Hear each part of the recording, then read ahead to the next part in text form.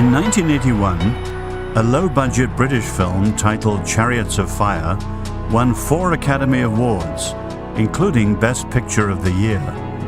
It told the story of 2 athletes competing in the 1924 Olympics in Paris. Harold Abrahams, a young Jewish man driven to win, and Eric Liddell, a quiet Scotsman who refused to run on Sunday. Both won gold medals and returned home as heroes. Today, Eric Liddell's unwavering conviction of refusing to run on Sunday at great personal loss has become legendary. He took a stand before the whole world and could not be moved. But the race for which he is most admired, his grand run through life, began and ended in China, far from the limelight and the cheering crowds. This is the story of a man who won far more than Olympic gold. He won the love and admiration of people wherever he went.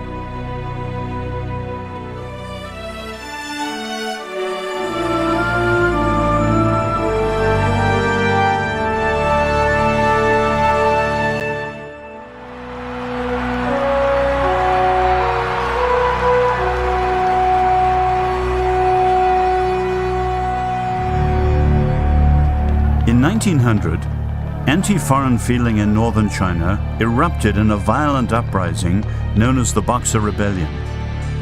A secret Chinese society called the Boxers set out to destroy all foreign influence in China. They killed hundreds of Chinese Christians, along with foreign missionaries and business people. They burned houses, schools, and churches. It took troops from 8 nations to crush the uprising. In August 1900, Eric Liddell's older brother, Robert, was born in Shanghai during the Boxer Uprising. 18 months later, Eric Henry Liddell was born on January the 16th, 1902, in the city of Tientsin. Their parents were James and Mary Liddell of the London Missionary Society. 2 years later, their sister Jenny arrived. The Liddell children spent their early years together at the mission station at Shaozhong on the North China Plain. While their father took the gospel of Christ to the surrounding villages, Rob, Eric, and Jenny roamed the compound under the watchful eye of their Chinese armor. Every day brought new and exciting events at the school, the hospital, and the church. In winter, the children bundled up against the bitter cold. When summer came, the scorching heat sent the missionaries packing for their annual holiday at the sea. The wives and children often spent 3 months at Baie with the men joining them for August. Eric was a shy, sensitive child who often requested the hymn "The 90 and 9" at family prayers. When the shepherd left his 99 sheep safely in the fold to search for the one lost lamb, little Eric's eyes would fill with tears, but most of the time his eyes twinkled with mischief. Eric was 5 years old when the Liddell family came back to Scotland on their first furlough. They exchanged the dusty North China Plain for the green hills of Drimmen, a village near the southern tip of Loch Lomond. It all seemed very strange and yet exciting, this place that the grown-ups called home. Eric and Rob attended a local school, made new friends, and met aunts and uncles and cousins everywhere they turned. As the summer of 1908 neared its end, the Liddell family faced the ever-present and ever-painful fact of missionary life: separation. Many foreign missionaries, living in rural areas, sent their children to boarding schools in the homeland for safety and education. In August, James and Mary Liddell enrolled their boys in the School for the Sons of Missionaries at Blackheath, just outside London. James Liddell returned alone to China, while Mary and Jenny stayed nearby for another year to help the boys get settled. They spent Christmas together and enjoyed a final summer before Mary Liddell faced the inevitable parting. Rob was 9 and Eric 7 when she told them goodbye and sailed with Jenny to rejoin her husband in China. Leaving her sons was Mary Liddell's greatest anguish. She missed them desperately and promised to write both Rob and Eric every week without fail. It would be 4.5 years before she saw her boys again. At Blackheath, Rob and Eric joined some 60 other boys, nearly all sons of foreign missionaries, in a nurturing yet somewhat austere environment that only boys could turn into fun. They settled into the routine of class, dorm life, and physical exercise, including 2 terms of rugby every year. And every week, a letter came to each of them from their mother. They spent the short vacations at school and returned to Scotland only for the long summer holidays. In 1912, the school left its cramped quarters at Blackheath and moved to Mottingham, where it became known as Eltham College. The boys welcomed the spacious new surroundings, including a playing field of their own for rugby and cricket. Looking back now, I think that being at Eltham College had a very profound influence on me. I don't think that I was conscious of it at the time, very much. But looking back now, we were very lucky. The whole atmosphere was a wonderful atmosphere in which to grow up. It really was. When we got there in the morning, the first thing we did was we had morning prayers. We had that every morning. And with the whole school assembled, I don't remember us ever singing hymns, but we certainly had a Bible reading and a prayer. It was a very religious atmosphere, and yet there was an enormous amount of fun. We had an enormous amount of fun there. And they gave us a very good grounding. Mathematics, geography, history, scripture, English, very fine chemistry master. Mr. Burley was a born schoolmaster. He had a lot of sense of fun, and he did interesting and exciting experiments. Eric was really, very much like a lot of the others, a lively spark. He was in everything. If there was any bit of romping going on, Eric was there, always. And in his early days, he was just like any other boy. He did in no way outstanding or different at all from the other lively lads. Early in 1914, the Liddells returned from China so that Mary could undergo surgery for gallstones. Rob and Eric enjoyed this reunion with their parents and their sister Jenny. And they also met 2-year-old Ernest, a new brother whom they had never seen. But before their parents could return to China a year later, the world was at war.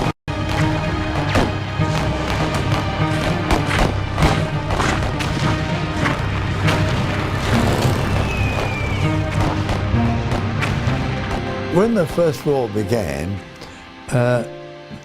very, as far as I can remember, very early on, we were put on ration for most commodities in the way of foodstuffs, so that it affected us all. We had an ounce of butter, I think it was, a week, and things like that, you see. Otherwise, I would say classes and everything was pretty normal, except for the lack of older boys. 18 and over were nearly all in the service. With many of the older boys away at war, younger students like Rob and Eric became leaders on the athletic field.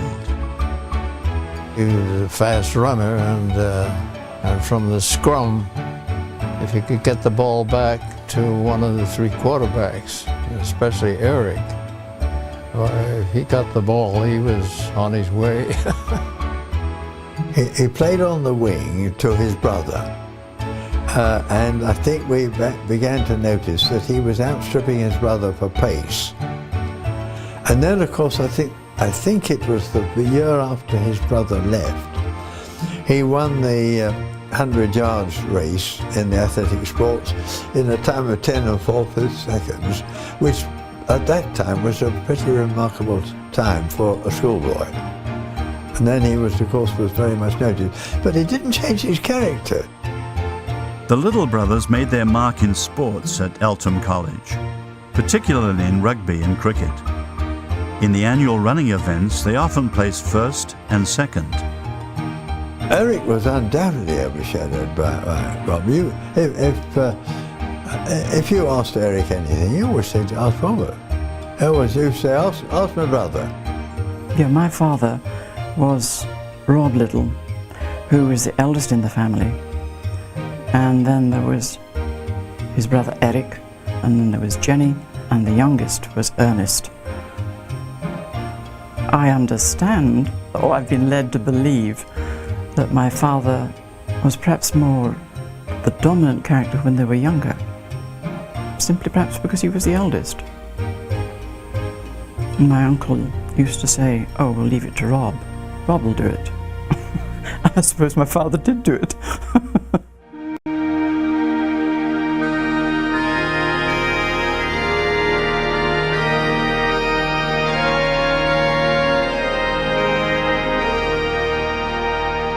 In 1918, Rob entered the University of Edinburgh to study medicine. 2 years later, Eric arrived to pursue a degree in pure science. During Eric's first year, a friend persuaded him to enter 2 races at the university's annual sports day. Against the university's best sprinter, Eric took first in the 100-yard dash and finished a very close second in the 220.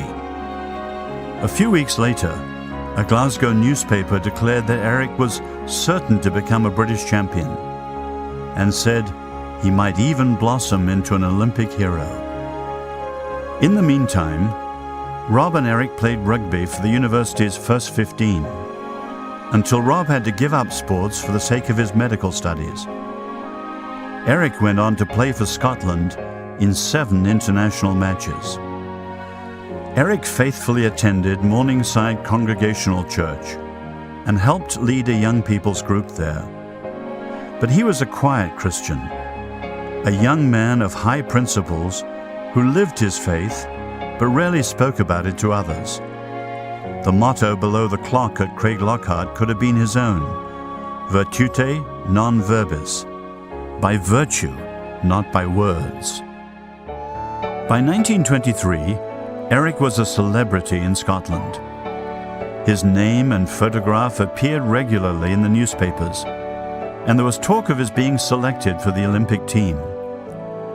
But early that year, Eric faced a question that would change the course of his life, and it had nothing to do with the Olympics. It came in the form of a request from a dynamic young man named D.P. Thompson. DP was conducting a mission just outside Edinburgh, and attendances at his meetings, particularly of the men and young men, was rather disappointing in DP's views. So he thought, what could he do to encourage men to come? He knew Rob Liddell, who was Eric's older brother, and Rob Liddell had been associated with DP in his work previously. And it occurred to DP that Eric Liddell might be the very man to draw young men to a meeting, because Eric Liddell at that time had already begun to make the tremendous reputation he had as an athlete. Rob, his older brother, said, I don't know, he's never done any speaking, although he's certainly interested and sympathetic to the work. DP left Armadale and went to Edinburgh, came to George Square, where Eric Liddell at that time was studying, and asked him if he'd come. And DP said, Eric looked down at the floor for a minute or two, and then looked up at him and said simply, yes, I will. So he went through to Armadale with DP and spoke that night at a fairly small meeting. But the following morning, the news was all over the press in Scotland that Eric Liddell, the famous student athlete, was one of the members of the team and would be speaking that night. And from then on, of course, as DP has anticipated and hoped, attendances multiplied, especially of young men on whom Eric Liddell had a great influence. Eric Liddell was not a gifted public speaker, and he knew that better than anyone. He was by nature a very shy, private person. For him to come to Armadale, a coal mining town, and speak in the town hall to a group of men who had little interest in the Christian faith took a great deal of courage. For Eric, it was a life-changing experience. Years later, he told a group of people about D.P. Thompson asking him to speak about his faith in Christ. And Eric said, "I think the bravest thing I did in my life was to accept that invitation."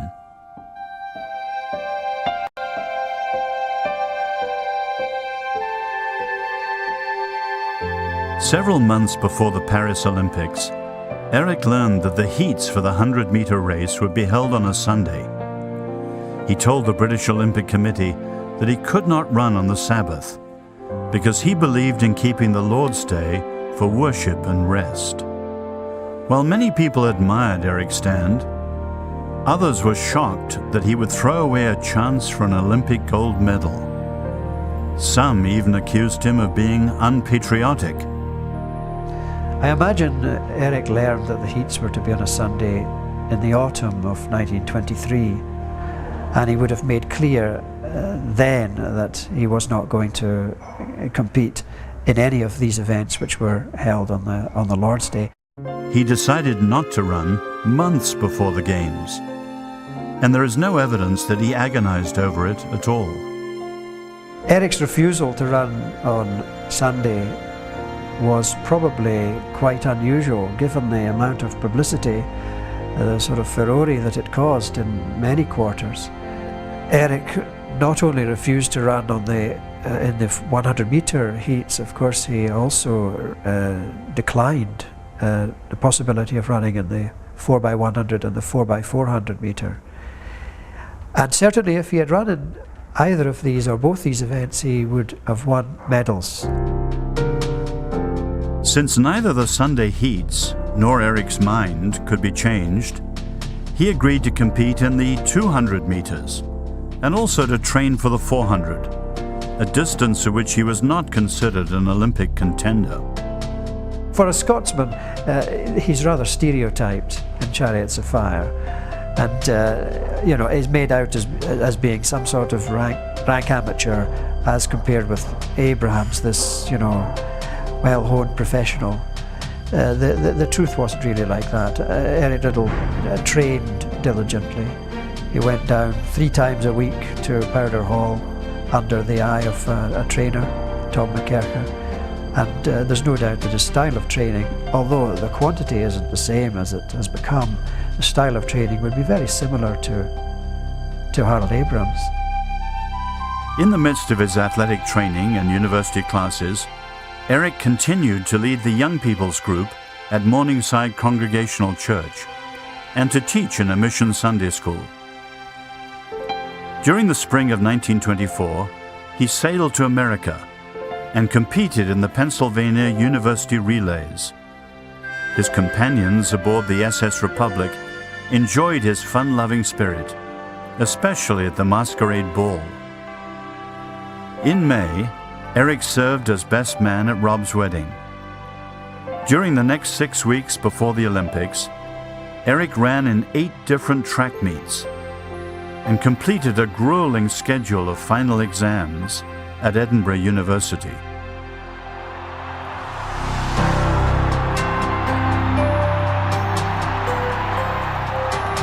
In the 200-meter final, less than 1 second separated the 6 runners as they crossed the finish line.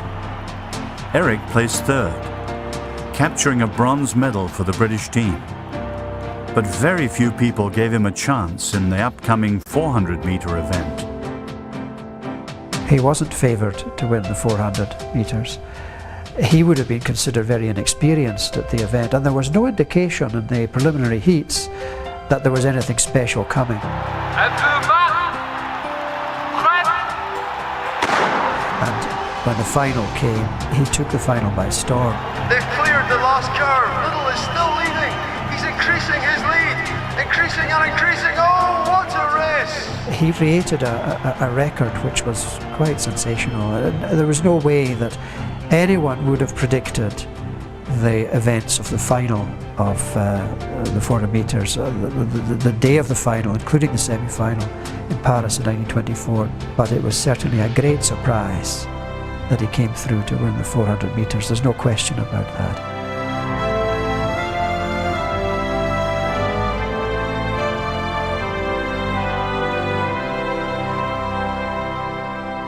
All Scotland welcomed Eric home as a hero. At his university graduation, he received a standing ovation, and then his classmates carried him through the streets of Edinburgh. Luncheons and dinners followed in his honour. Eric Liddell, Olympic champion, national hero, was 22 years old. For the next year, Eric continued to run in amateur athletic contests, but his life had a different focus. He was headed for China as a missionary teacher. While he studied at the Congregational Theological College in Edinburgh, he joined D.P. Thompson in a series of evangelistic meetings throughout Britain. Eric was never known for his public speaking, but crowds came out to hear him wherever he went. But people would flock to hear him. Now, I believe that when he was talking about religion, about Christianity, I believe that he was genuinely inspired. He was absolutely devoted to the Christian life. I mean, it took prominence over everything he did, and this lasted him right till when he went to China. But I believe he spoke on Christian matters with great eloquence and a lot of feeling. A lot of feeling. People respond, oh yes, people responded to it, yes, oh yes. He carried people away. And I don't think that was natural to him. On June the 27th, 1925, Eric ran for the last time in Scotland. Before 15,000 fans at the Scottish Amateur Athletics Championships in Glasgow, he captured first place in the 100, 220 and 440-yard races. 2 days later, his friends and classmates pulled him in a carriage through the streets of Edinburgh to Waverley Station. There he boarded a train on his way to China. Eric never set himself up to be a leader particularly, but he became so because of his sporting prowess, because of his fame. And people admired him at that time because he stood for a principle, and they admired that.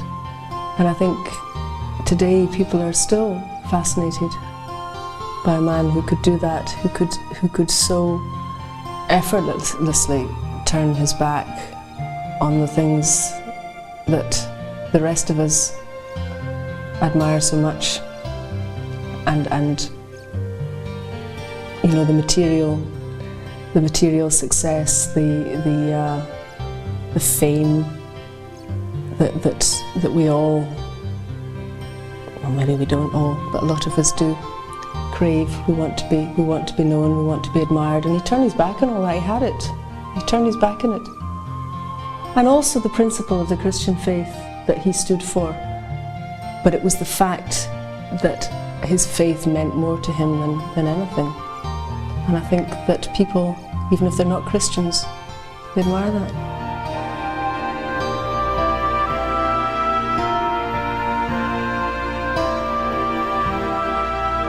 At the height of his athletic career, Eric could have written his own ticket in Scotland, in sports, education, business, or Christian work.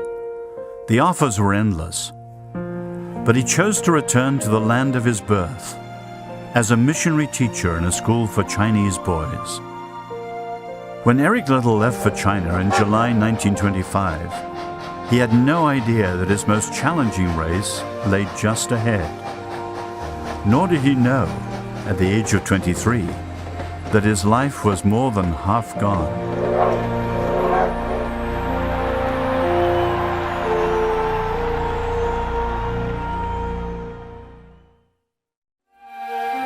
From London, it took Eric Liddell 14 days to reach China on the Trans-Siberian Railway. When he arrived in the summer of 1925, it appeared that his career as a missionary teacher might never begin.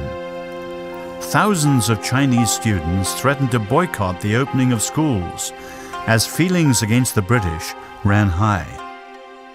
I think you need to understand the tremendous power and position of the Western nations in an Asiatic nation like China. Tientsin, a bustling city near the sea, teemed with 1.5 million people, including a large foreign population in the concessions, those areas of the city governed by other nations. The British concession in Tientsin was one of the treaty ports, and it had been set up basically with the furtherance of British trade. And it was run just as though it was a British colony. Run by the British, taxes by the British, police by the British, the government by the British. And one of the major things during the 19th century was not only to get China open to business, but to get it open to mission work. And my grandfather had originally gone out to China as a missionary in 1884. My father was what was called a general merchant. He and his brother had worked for a man who had set up his own company. The missionaries were there to bring Christianity to what they considered the heathen Chinese. The business community was there fundamentally to further their businesses. Now, the missionaries didn't make any money, but they had big houses, and they would, of course, as everybody did in China, have had Chinese servants. There was almost no one who didn't have 3 or 4 servants of various kinds. Eric occupied the top room in the little home in the London Missionary Society compound in Tientsin. For his mother, it was a dream come true. After 2 decades of almost constant separation from her older sons, Eric was living at home, while Rob and his wife were in South China and could at least join them for a summer holiday. At the Anglo-Chinese College, Eric joined a staff of 5 British missionaries and 20 Chinese teachers.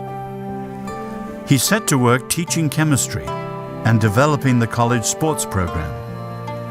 Dr. Lavington Hart, founder and principal of the Anglo-Chinese College, was a noted physicist, as well as a much-admired educator and missionary statesman.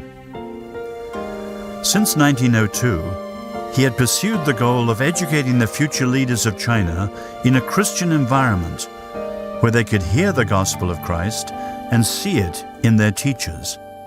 My father was Dr. Lavington Hart, and he felt that China desperately needed education, and particularly scientific education, but also this Christian basis as well.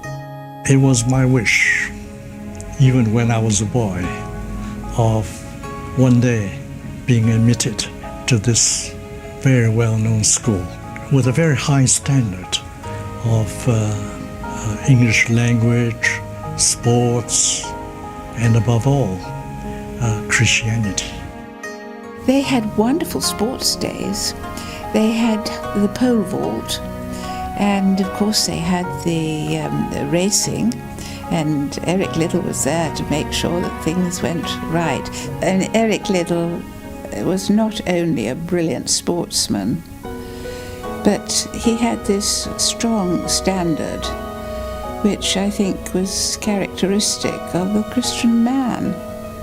Eric Liddell had got the ability to get on with people, and he was much admired. The Chinese thought he was wonderful. He really is a very dedicated teacher. He loves the students, and he loves to spread the gospel to students. My father, Augustus Pountney Cullen, had had the call to the mission field, and he went out in 1916 to the Anglo-Chinese College in Tientsin, where he spent the whole of his working life. My father taught English and history, and he used to talk to us pretty constantly about what a splendid person Eric was and how fortunate we were to have him. Eric's days overflowed with an endless round of work and activity. In the morning, he taught science classes at the college, and in the afternoon supervised athletic teams. He served as Sunday school superintendent at the Union Church, where he also taught a class of boys. Eric rarely said no to any request for service. In 1926, Hugh and Agnes Mackenzie, along with their children, returned from furlough in Canada. Florence, their oldest daughter, was only 14 at the time, but within a couple of years she had caught the eye of Eric Liddell. He was the superintendent of the Sunday school that she went to, and she was the piano player for the Sunday school. So they met at church, I guess you could say.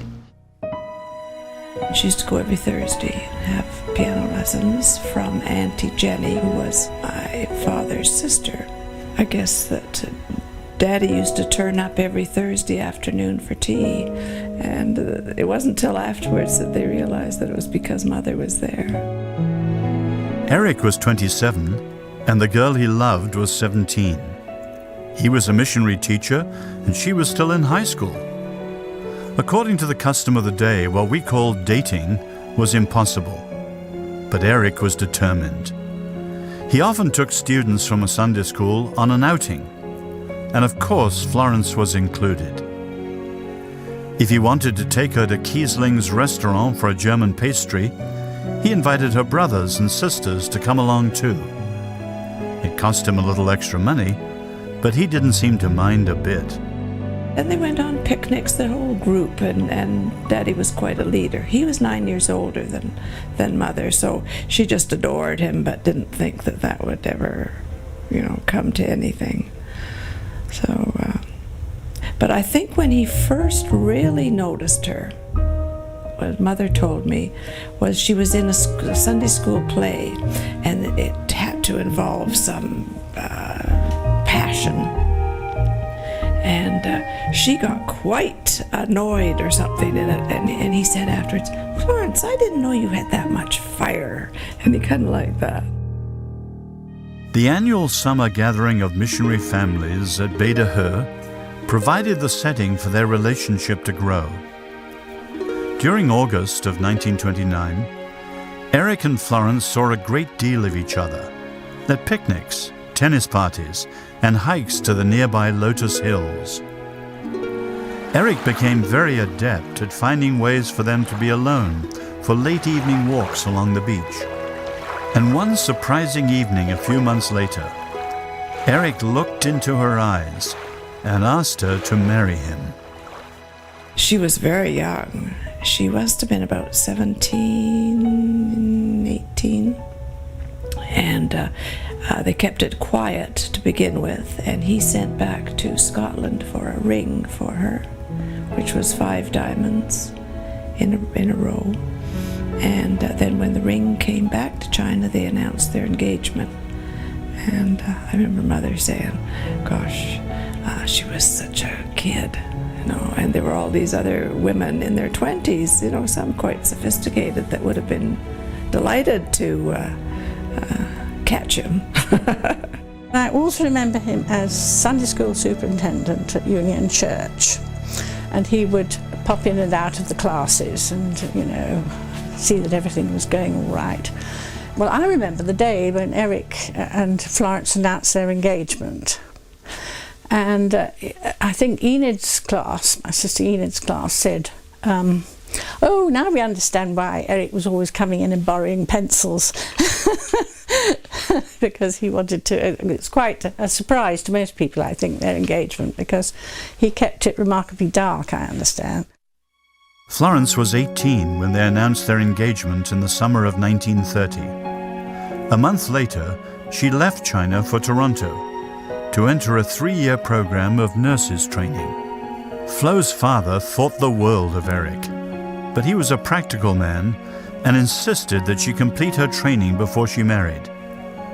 They knew the waiting would be long and difficult, but they hoped to see each other in a year during Eric's first furlough.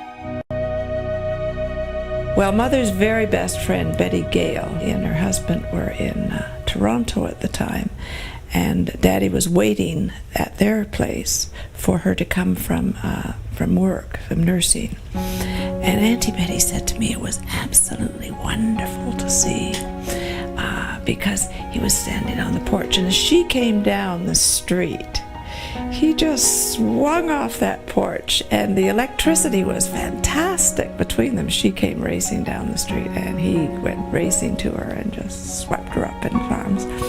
And knowing they still had a couple more years apart before they could get married. But she said it was just pure joy to see them together.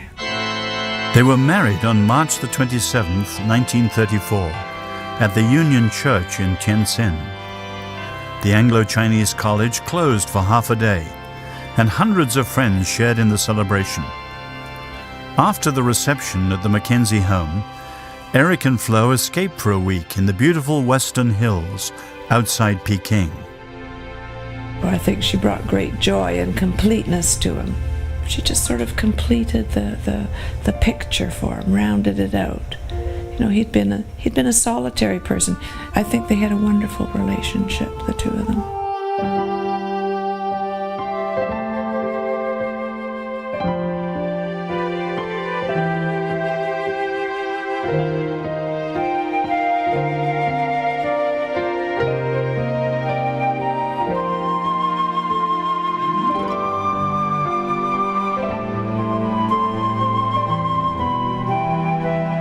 My mother's best friend, who I called Auntie Betty, always said that she had never known two people so in love as my parents.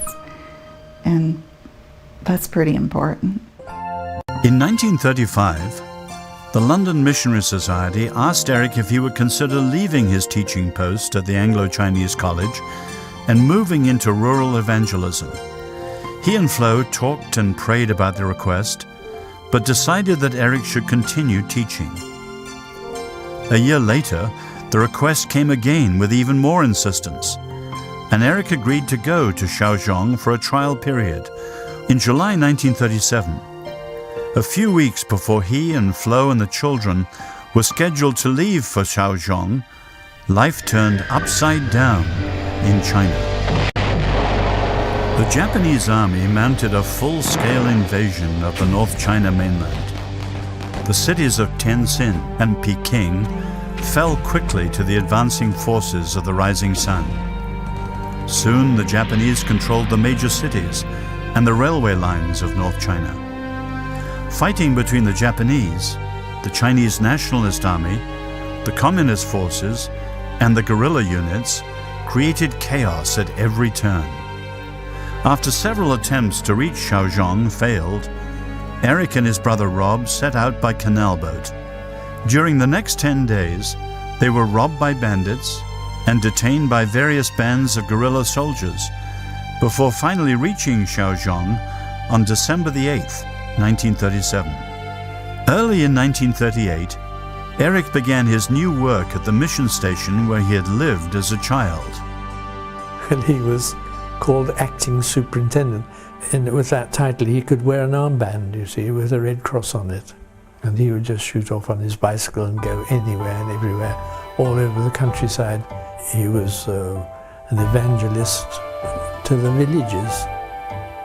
He didn't stay put. He was out all and away most of the time. Very rarely was he staying with us in our houses, and he kept his wife Flo and the babies in Tientsin, where they were safer, because it really was dangerous, and we were constantly being shot at or locked up by the communists for identification.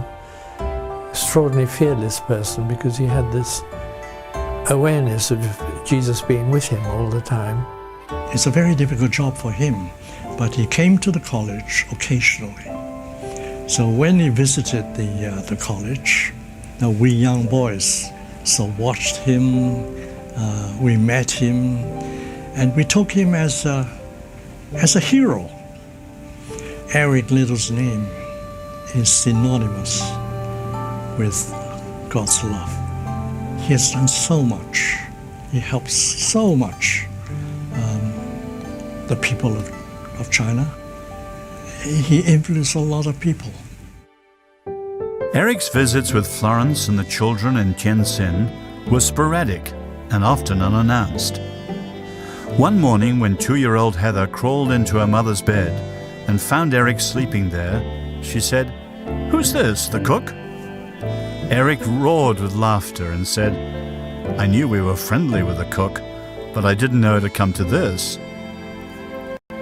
After 18 months of work at Shaozhong, the Liddell family left China in July 1939 for a year's furlough.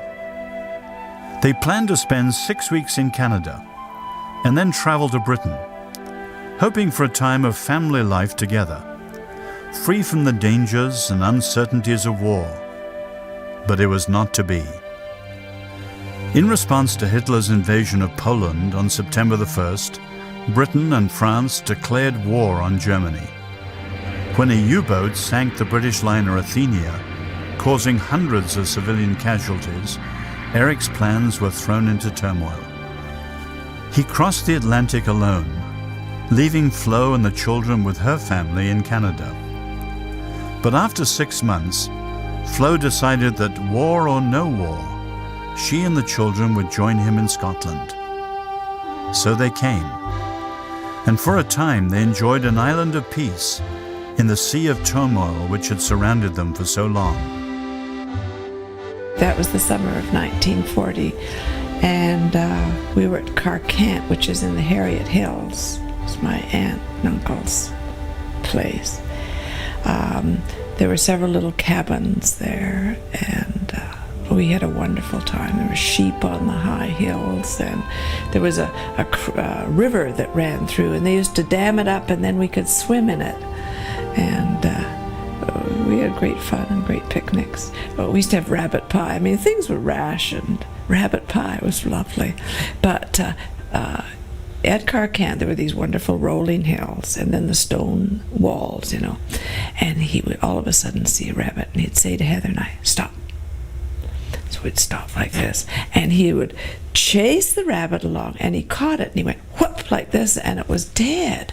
Well, we were horrified. He didn't do that again in front of us. No, he could catch a rabbit. Yeah.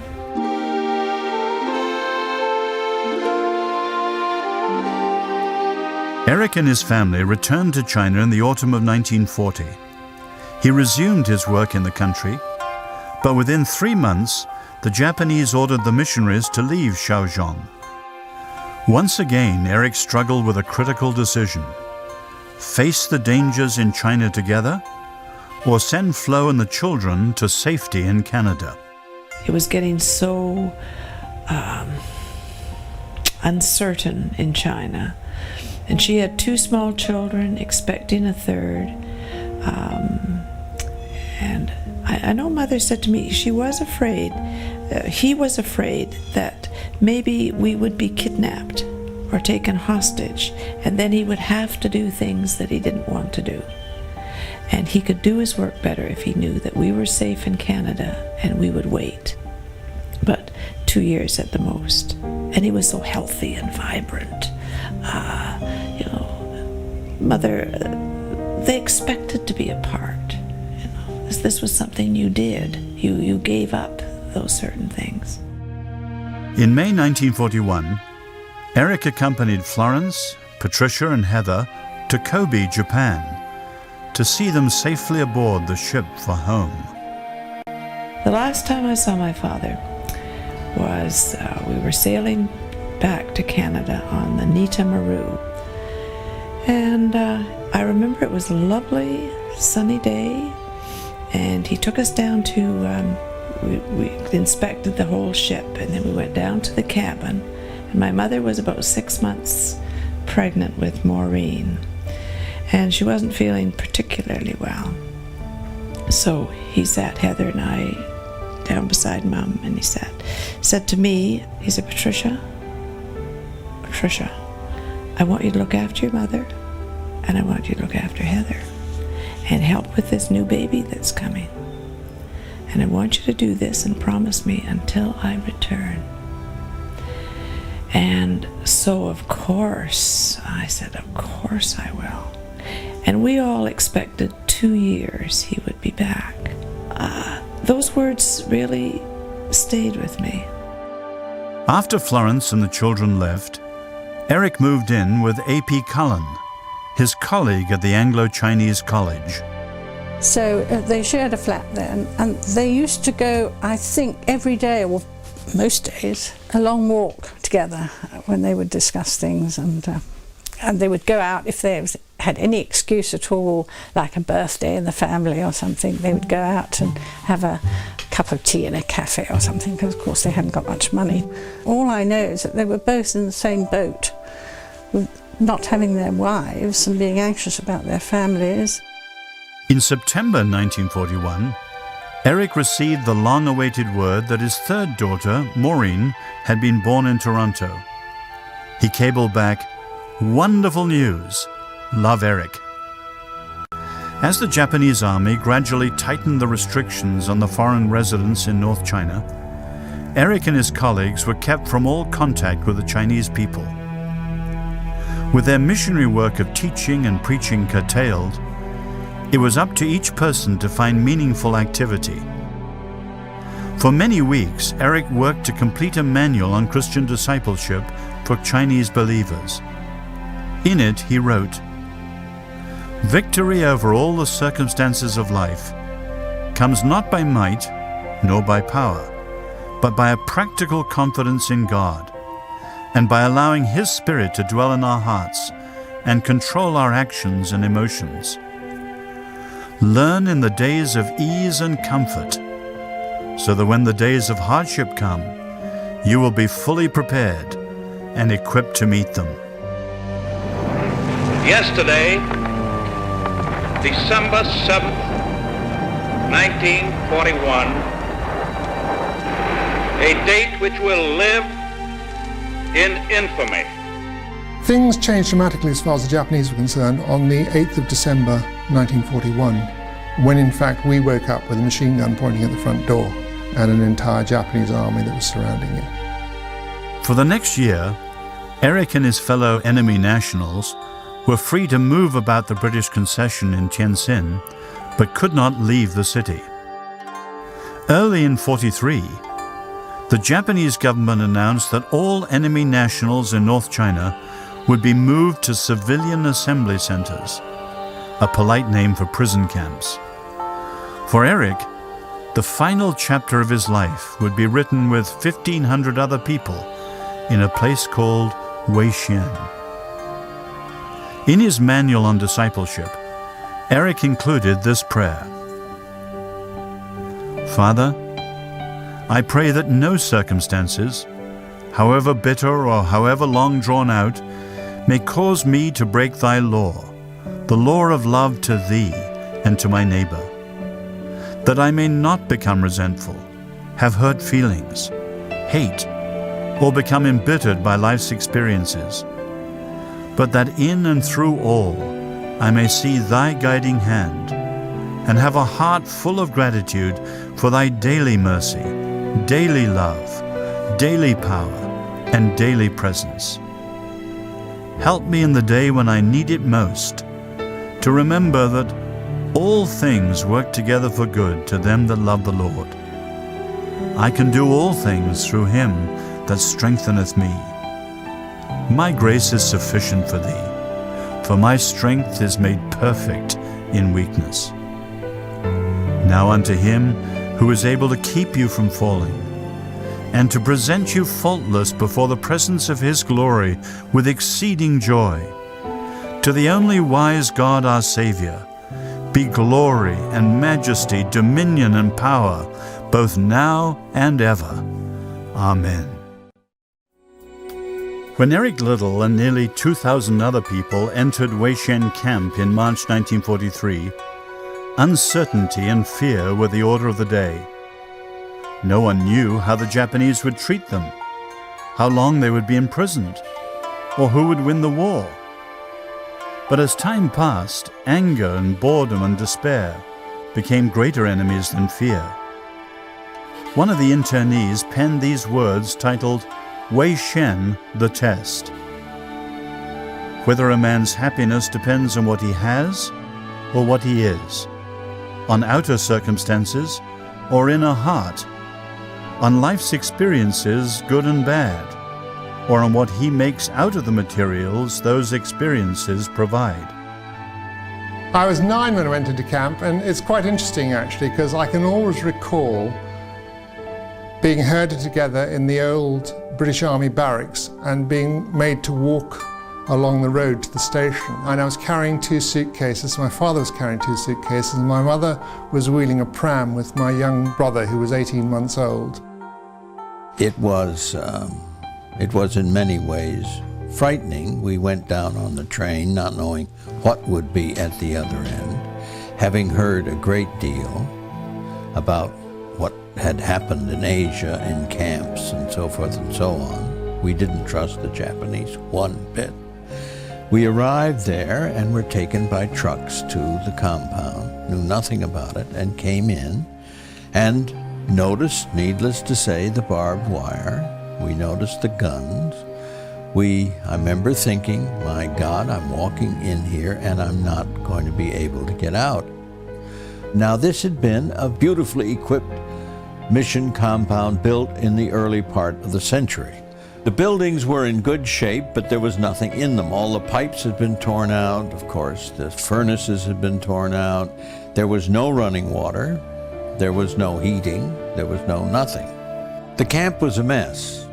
In the camp, there were no Chinese workers to do the hard labor, no servants to cook and clean. Bankers and missionaries had to stoke fires and pump water.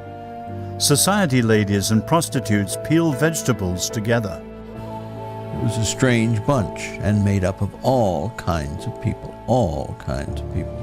There were lots of floaters. I kept thinking all the movies I've seen of people in dirty white suits in Asiatic bars, they're all here. They were there. And many people who had lived all their lives with comfort and privacy suddenly had neither. In a dorm, the men and the women who were single men and women were put into large classrooms. And they had perhaps a foot and a half between beds. And there was a lot of tension over how much space there was, how much space your neighbor was taking. When Eric entered Wei Shen camp, he had been separated from Florence and the girls for almost 2 years. Now communication was limited to 25-word letters sent through the Red Cross. In April 1943, he wrote to Florence, "Simple, hardy life under primitive conditions. Living with Josh and Bear in small room. Good fellowship, good games, teaching in school, food sufficient, boundless love." Eric often talked about his family in Canada, and what was continually weighing heavily upon him was, of course, that he had never seen his youngest daughter. In open conversation with others around and so on, he would speak about his family, but speak in quite happy tones, and what a wonderful family he had and so on, and how they were getting on fine. But in those quiet times that we had together, one saw his concern and his anxiety showing through. We went and we lived with my grandmother and grandfather Mackenzie, and we started school, Brown School in Toronto. And in the summertime, from about May to September, we lived at the island. Mother was just totally there for us. She was always there. Before we went to bed, we always had a set of little songs, and she would play on the piano and we would sing. And the one I always liked the best was I Hear Thunder, I Hear Thunder. And we would pound our feet on the carpet, and she would be banging away in the background. We did a lot of singing. We sang when we did the dishes, and we always sang Grace. In the evening, before we went to bed, we'd either read a story, we'd say our prayers, we'd talk about what the day had been, and anything that frightened us, we'd talk about Daddy and the war. We'd say, now it's 6 o'clock here at night, it'll be 6 o'clock there in the morning. Now the moon we see tonight, he will see tomorrow night, you know. And will he be saying his prayers for us now at night? We'll say our prayers for him. And so he was never far from us. She said it never crossed her mind that he wouldn't come back because he was incredibly healthy when she saw him last and full of energy, and she was sure that he would come back. On March the 27th, 1944, Eric wrote to Florence, "You seem very near today. It is the 10th anniversary of our wedding. Happy, loving remembrances. We must celebrate it together next year."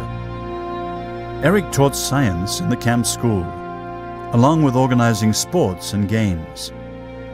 Many of the children and teenagers in Weishen were from the China Inland Mission School at Chifu, and Eric gave himself to them without reserve.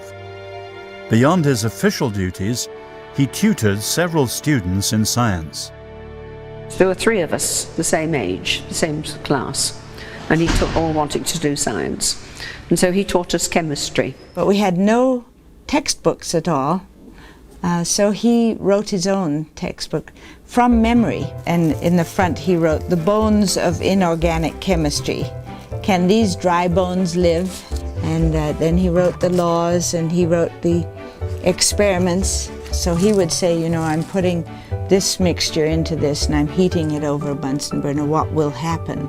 And then I had to know the answer. So we did all the chemistry experiments without any equipment at all. You couldn't buy a Christmas card, obviously, so you had to make your own. And he was ingenious, and he provided me with a fun Christmas card showing some chemical reaction taking place. And it was from him, and it was fun, and it made chemistry fun. He was a really good teacher, but he had a heart, he cared. The people in Weishen organized concerts, lectures, and other special events for fun and encouragement. But for many of the teenagers in camp, it seemed that life had ended and their dreams were shattered. I'd planned to go to college at 17, and instead of that I went to prison. and we had a prayer meeting in our class, you know, praying that we'd get out. But it was more of a gripe prayer meeting than anything else. Well, I came into the camp at age 17 and left at age 20, and all my peers had left and were starting their careers in America and Britain and so on, and I felt that time was just marching past. One of the members of staff, just as a joke, said, "Oh, the first 5 years are the worst." I thought, 5, 10, 15. My life's going to be over, because when you're a teenager, over 30 is the end. You know, there's no more to come, is there? Well, the first thing he was doing was organizing us in sports activities and getting us all on the sports field to play. And he also had Bible classes that we were invited to, and that was always very inspiring. And he had a special burden for teenagers, and he was really concerned about teenagers, and especially those of us who were griping about why we were in prison instead of in college, you know. I attended 2 series of meetings that he took in the church at the camp, and one was on St. Paul's Hymn of Love, 1 Corinthians 13, which he went through very slowly and carefully, and then on another occasion he took the Sermon on the Mount, Matthew 5 to 7. And again he took us through it and applied it to everyday life in a very simple and effective way, and his personal life seemed to bear out everything he was saying in both these series of addresses he gave. He just talked to us as if we were other adults, just naturally, and this made us feel very much at home with him. At one point during those years, I came to the place where I said, Lord, I am willing to stay in this prison for the rest of my life if I can only know you. And at that point, I was free. It was as if the gates had been opened. I was released in my spirit. And I went to God, really, to sort of consult him about this, and I became conscious, in a way I've never been since, that he was right there with me, and that the Japanese couldn't touch me unless he let them. And my earthly father couldn't help me, he was in free China, but my heavenly father was right there. And what's more, he'd put me there, and it was going to be the best place for me, and if I accepted it like that, I could enjoy it. And I proceeded to. So it was a very uncertain and scary time in a way, although on the other hand, it didn't seem to stop us from having fun too. Kari has been my friend for a very long time. We met each other when we were 7 years old, and she grew up with 3 brothers, and she found the discipline of a girls' school a little trying to start with. So she used to come out with words like, I will kick up the rumpus. I have a daughter is the Vikings. And we loved her. Oh yes, I was very proud of being a Viking, a Norwegian. I didn't want any of the Brits to forget that I was a Viking, a Norwegian, not a Brit, you know. As the war dragged on, Eric's brief letters to Florence were to reassure her, more than anything else, that he was alive and well. On October the 25th, 1944, Eric wrote to her, "Glorious weather. Winter activities begin. Good start. Teaching. Winter games. Children's evening clubs. Religious services. Kept busy. Remembering you all. Special love for special occasions. Eric." But everything was not well. It was about that time that I began to take note of Eric and realize that he was slower in his movements. In conversation, there was much less repartee. He was beginning to think hard before he replied. And he was complaining, about December, he began to complain of very severe headaches. And that was the beginning of his major problem, which of course is a brain tumour. The Salvation Army Band, where I played the trumpet in those days, the Salvation Army Band played outside twice a week, midweek and on a Sunday. Eric Liddell was in hospital and was obviously seriously ill. And we came to the grounds outside the hospital, and we were playing some of the usual hymns with patients inside. And the nurse sent out a message on a piece of paper. Eric Liddell is dying. He would like you to play Finlandia, Be Still My Soul, the Lord is on thy side. Be still my soul, the Lord is on thy side. Bear patiently the cross of grief or pain. Leave to thy God to order and provide. In every change he faithful will remain. Be still my soul, thy best, thy heavenly friend, through thorny ways leads to a joyful end. Be still my soul, the hour is hastening on, when we shall be forever with the Lord. When disappointment, grief and fear are gone, sorrow forgot, love's purest joys restored. Be still my soul, when change and tears are past, all safe and blessed we shall meet at last.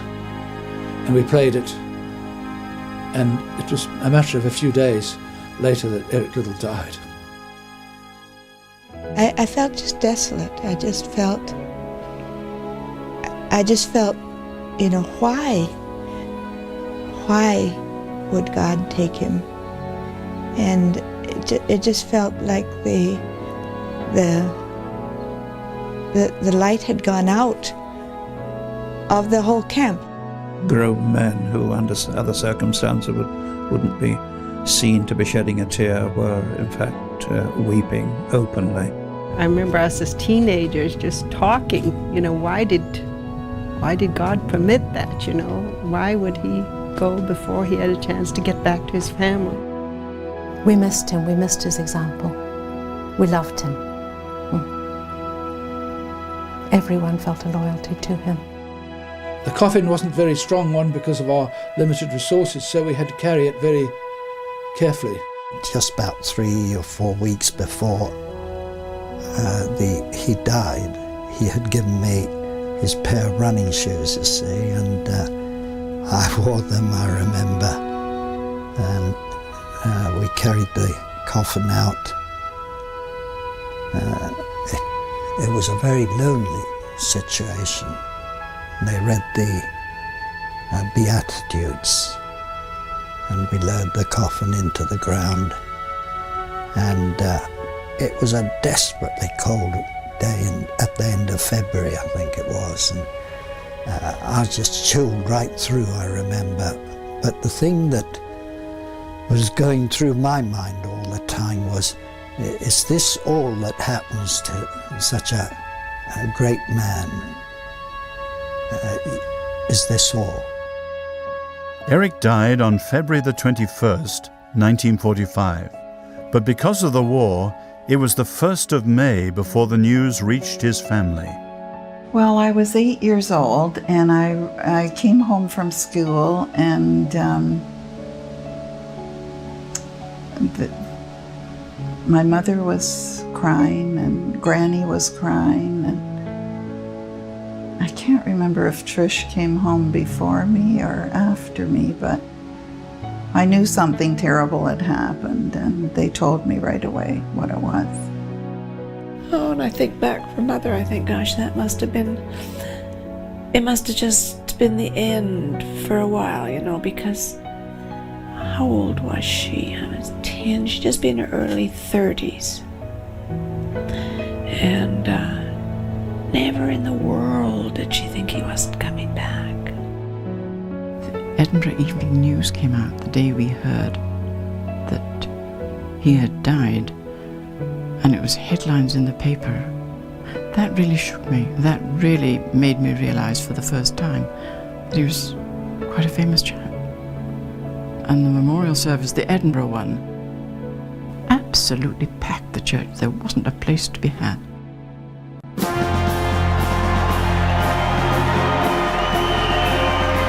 And of course the day came when the Americans released us in August 45.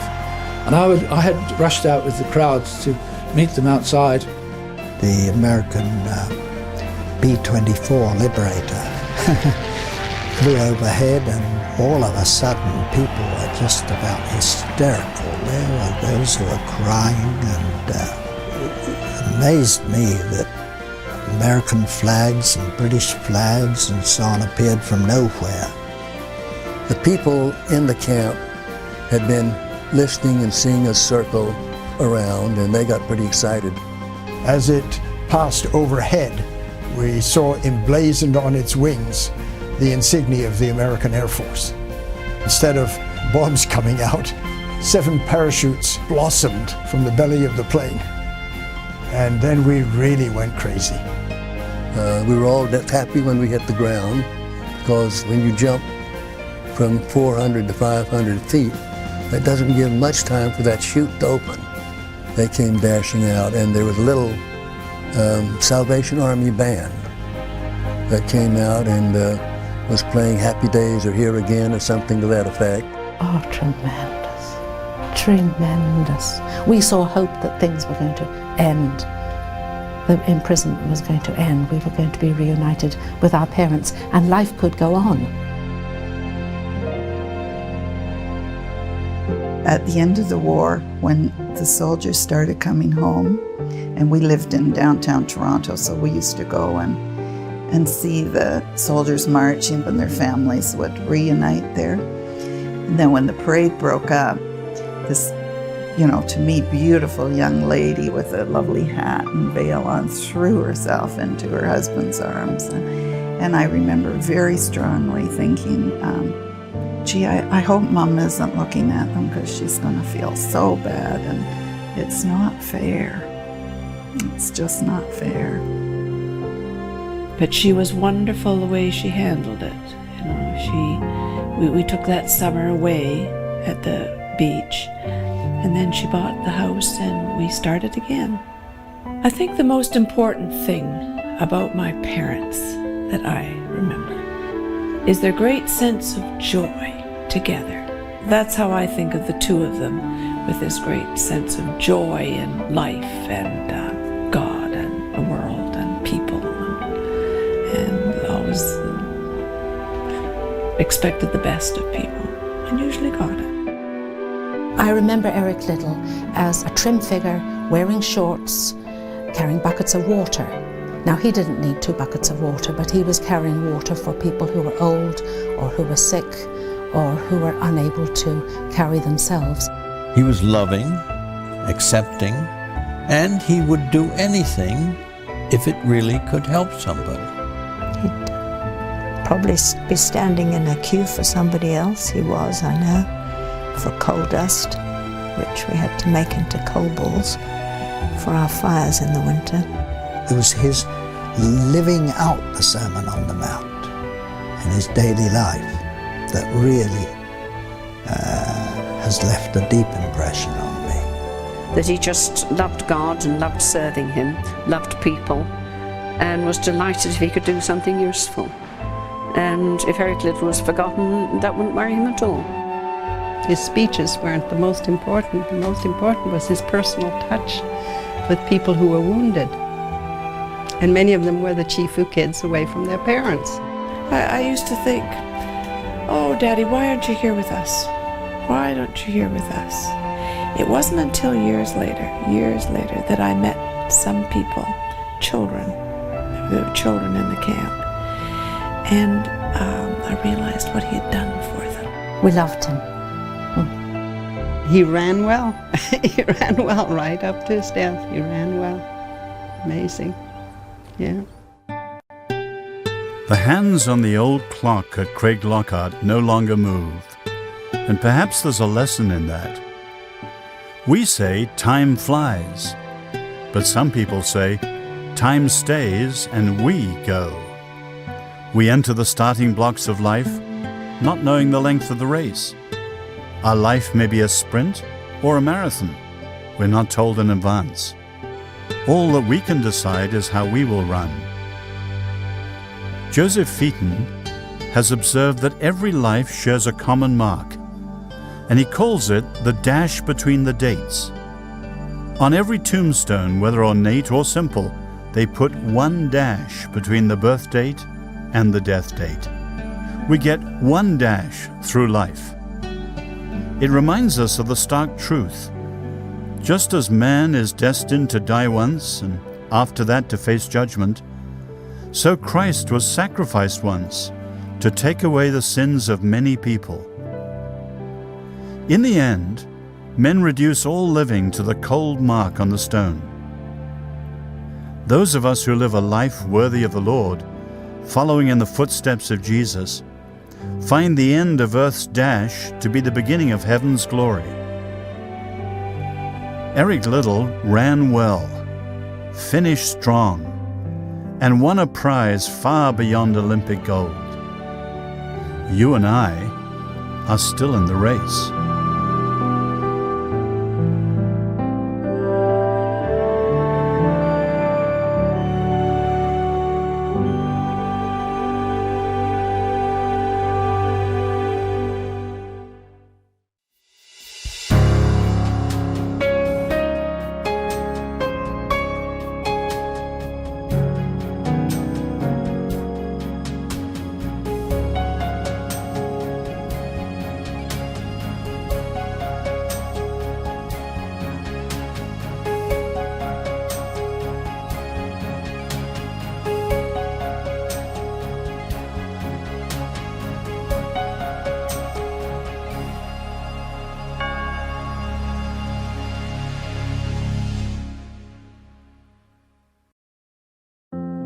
The 1981 Oscar-winning film Chariots of Fire told the story of Scottish runner Eric Liddell and his victory in the 400-meter men's race at the 1924 Summer Olympics in Paris, and the story of his devout faith and refusal to run on Sunday, costing him a chance to compete in his best event, the 100-meter race.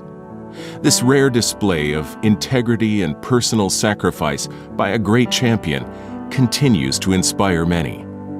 After the Olympics, Eric Liddell ran a much greater race, true to his spirit and strength. In 1925, he sailed to serve in China as a missionary until his death in a Japanese prison camp in 1943. On this day of discovery, the three daughters of Eric Liddell returned to China for the first time since being sent to safety in 1941 to discover God's faithfulness to a faithful runner.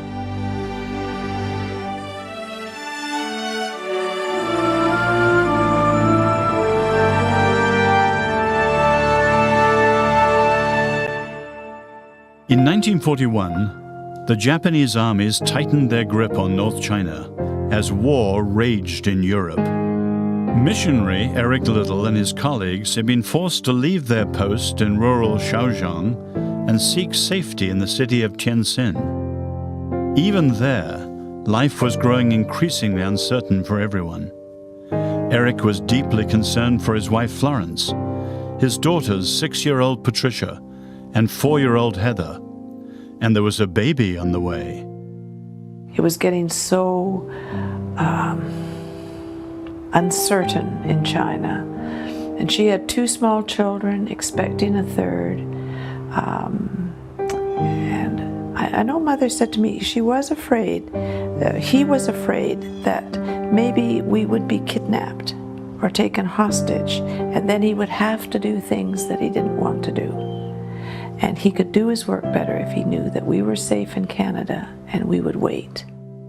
The last time I saw my father was we were sailing back to Canada on the Nita Maru, which was a Japanese ship. And my father insisted that we travel on a Japanese ship, that we would be the safest, and he was right. And we sailed to San Francisco. And I remember it was a lovely sunny day, and he took us down to, we inspected the whole ship, and then we went down to the cabin. And my mother was about 6 months pregnant with Maureen, and she wasn't feeling particularly well. So he sat Heather and I down beside Mum, and he said to me, I remember my part particularly because that was me. And he said, Patricia,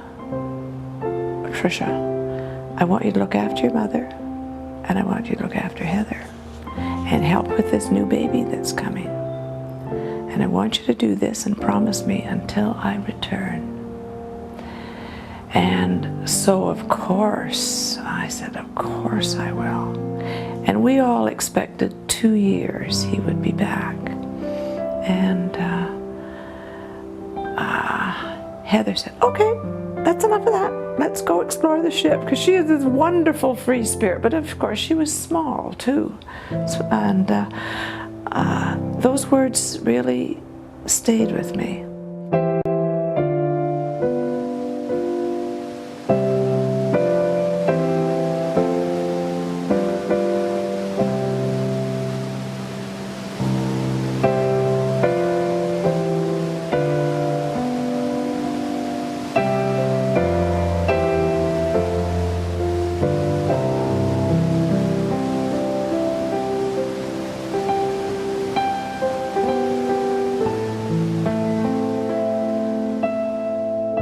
In May 2008, Day of Discovery invited Eric Liddell's 3 daughters to travel with them to China.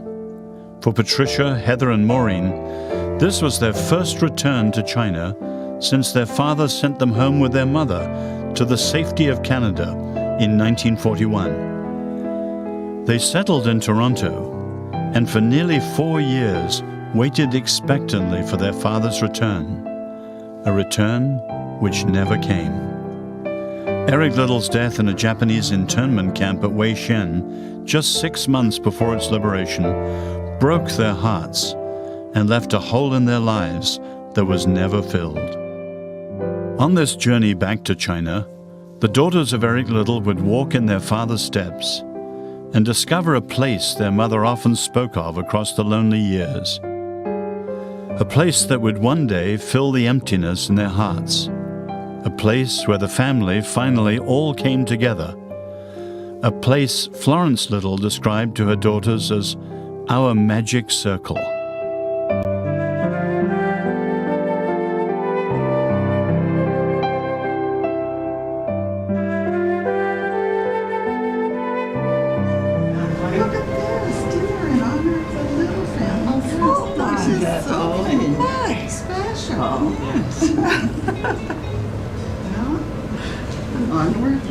These three are the little. Where do we go? She's the maid. She does our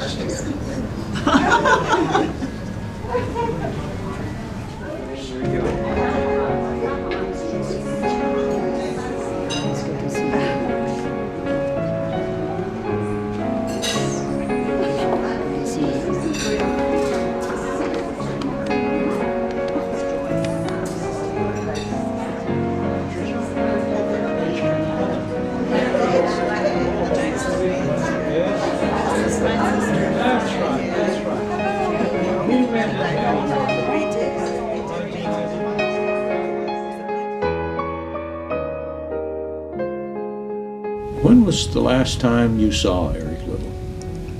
I think sometime in early 41, I think. He was very busy, going back and forth between Tianjin and Xiaochang. He had a hard job. He had to separate from his family sometimes, or most of the time. And he had a hard time. But he really is a very dedicated teacher, you know. He loves the students, and he loves to spread the gospel to students. He has the students full respect. Li Airui, as he's known in China, is not an unfamiliar name, not just because of Chariots of Fire and what that brought, but the fact that he stayed on in China and served the people of China during a time when they were under oppression. The Japanese attack was so severe, and he cared for wounded. He risked his own life. Here was a Scotsman who was prepared to die to save the life of a Chinese farmer. That kind of practical expression of love touches people's hearts around the world, and in China, he is highly respected today.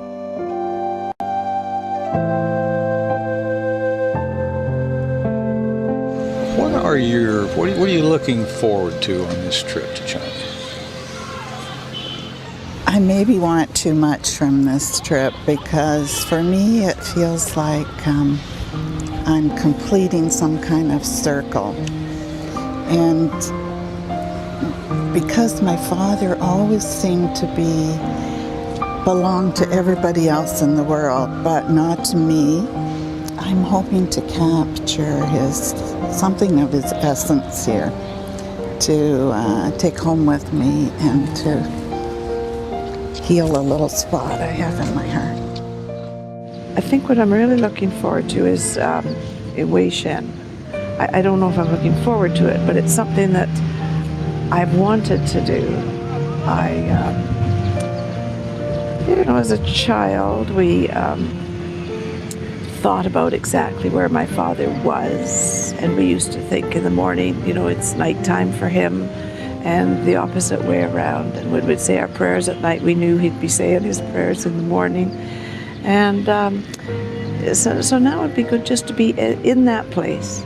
I know it won't be exactly the same, but it will be different, but it'll be the place. There's a great healing process going on. And I didn't realize how much pain that we children, and my mother must have had far more, had buried deep inside of us. You say, well, I'm going to be strong, and you go on and you try and forget. And when I first read some of the books, I could not, I would say, have you read the book yet? And because I wept and wept, and it's been a cleansing, a healing. And somehow I think, I think my mother and father would be just delighted. I can almost feel them smiling down and saying, good, good. Especially for Maureen. It's Mum would be just so pleased, so pleased. I'm sort of the old hand. Because Maureen was sort of left out in the whole thing. She was. Tell me. She was left out because when we were in Toronto, you see, that's when she was born. So she said, I haven't even been in China. But we explained very carefully to her that she was actually in China, but it was like she was in a taxi with the curtains drawn, because we used to have curtains. And she was quite happy with that when she was 3 and 4. But she was always looking for her father, always.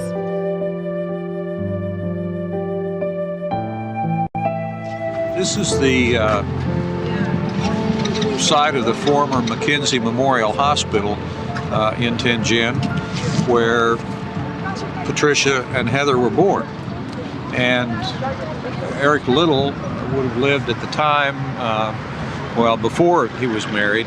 The homes of the London Missionary Society were just on the other side of this building. Well, this area is directly behind the Mackenzie Memorial Hospital, and most likely this was where the homes of the London Missionary Society were. And of course, it would not have been as filled in. The homes were separate. There was space between them. You'd have the Little family in one, the Longman family in another, the Cullen family in another.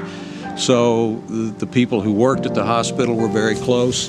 And Eric and his colleagues at the Anglo-Chinese College really had a very short walk from where they were living to the place where they taught. And Eric lived here from about 1925 until probably 1929 or 30 with his parents and his younger brother and his sister Jenny until his parents went back to Scotland.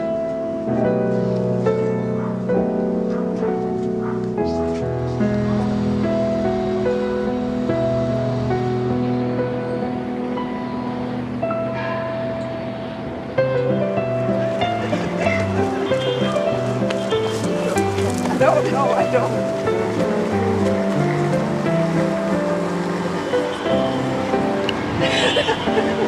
I hope you got those heads back. Yeah, did y'all throw your heads back? Yes, we did. Okay. I didn't know if I had enough energy. Oh, dear. Good run, ladies. I think Dad would have been proud of that one.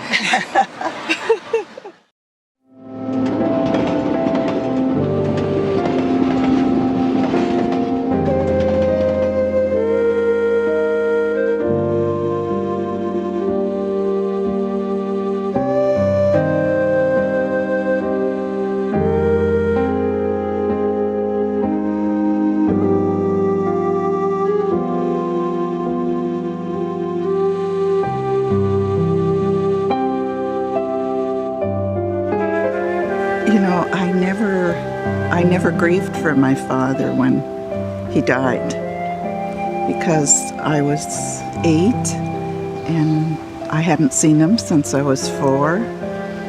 And I remembered him, little baby memories of twinkling eyes and good memories, but it didn't impact on my daily life to find out he was dead. But I grieved for my mother, because she was my hero. And so anything that made her unhappy made me unhappy. So I did grieve for her. And if my father had known that he was going to die young, he could not have picked a better woman than my mother to raise us, because she had such a big heart for children, and she was so capable, and she could earn a living. She was a good business manager, and she gave us unconditional love while managing to be very firm at the same time. So she was hugely important in my life. And I used to say to my friends, well, you know, I didn't really need a dad because my mom is everything and I don't really need a dad. And then the movie Chariots of Fire came out, and I thought it was a wonderful movie, and it made my mother very happy, and she relived a lot of good things through that movie. But I felt remote from it. It didn't really involve me. And then when I was, well, in 1991, I got a letter from a lady who had been a nursery school teacher at Knox United Church in Toronto. And in 1940, when we were in Toronto on furlough, Mom and Dad put us in that nursery school, Trish and I. And my mother took us there every morning, and Daddy picked us up at night.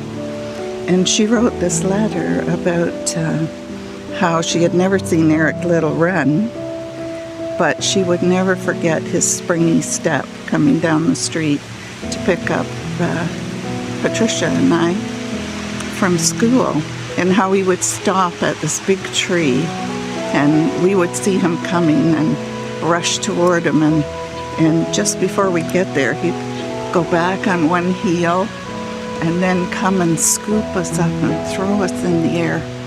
And she said I could see what a loving bond there was with his children. And that's when I grieved for my father and realized what a huge sacrifice he was from our lives, and how much immeasurably better and wonderful it would have been to have him with us. But over the years I've got many letters from people, some who were in the camp and some children of people who were in the camp, and they explained how important it was to them that my dad was there for them, and they were without their parents, and they so badly needed people like my father who were loving and kind and could take care of them and educate them during those bad years. And that makes me realize there was a purpose in it all. And today, being here, I'm hoping for a lot of healing, and I'm sure there will be.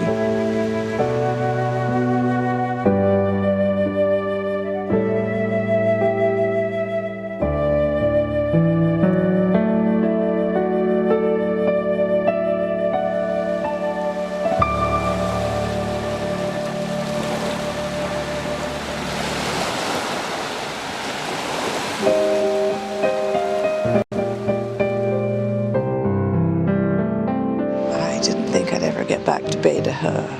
It's so good to see it again. It is just wonderful. I can feel and a sense when my mother was a young girl frolicking on these beaches and climbing the rocks and having picnics, and my father would be 10 years earlier doing the same thing. And then when my mother was 15, 16, and my father was 10 years older, and he had taken such a fancy to this wonderful, vibrant person, how he courted her by taking her to picnics with the rest of her brothers and sisters, and just a wonderful rest for them, away from the stresses and heat and hardships of their work.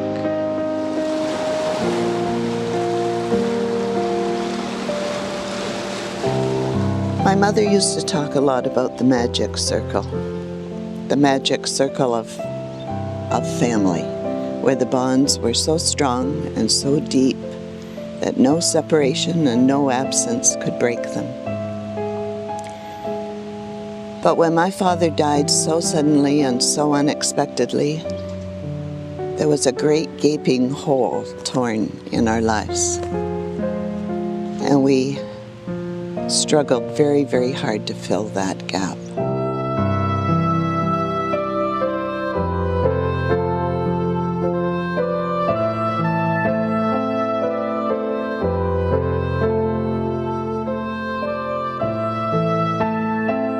We all longed so much to reconnect the magic circle, and many things happened over the years where we thought, we've done it, and the hole is healed. And then something would happen and we would feel the pain again, and we knew we hadn't quite achieved the job. So we didn't know what to do. But God, in His infinite love and wisdom, did know what we needed. And God provided so abundantly for David McCaslin and his marvelous crew to come to China, bring us to China, surrounded by love, held in God's hand every day, while we reenacted and retraced our parents' steps in a way that was so real and so much the way it really happened that they just sprung to life in our hearts once again, never to be forgotten.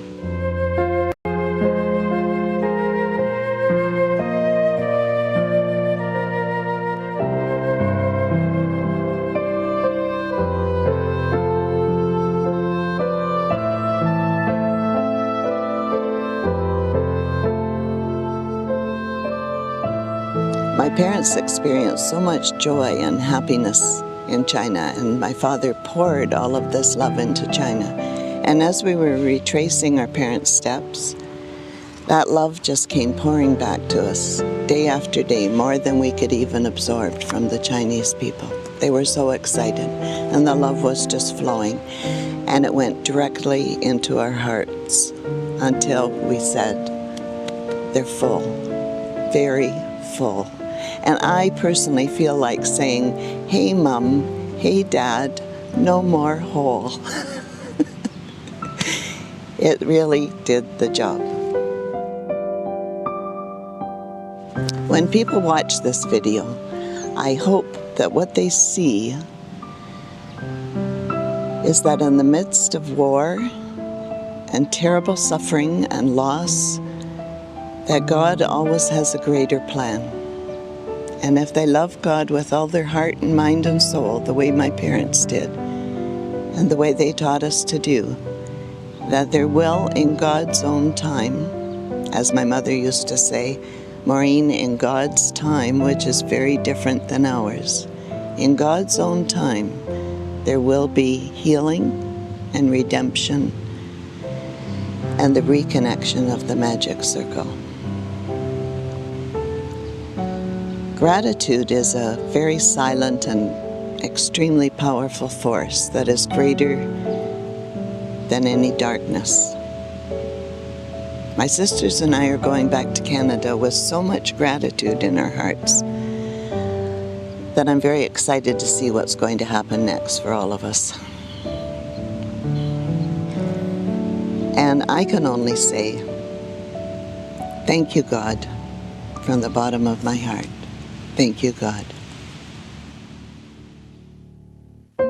In the Japanese internment camp at Weishan, every Sunday afternoon, the Salvation Army band played hymns outside the hospital.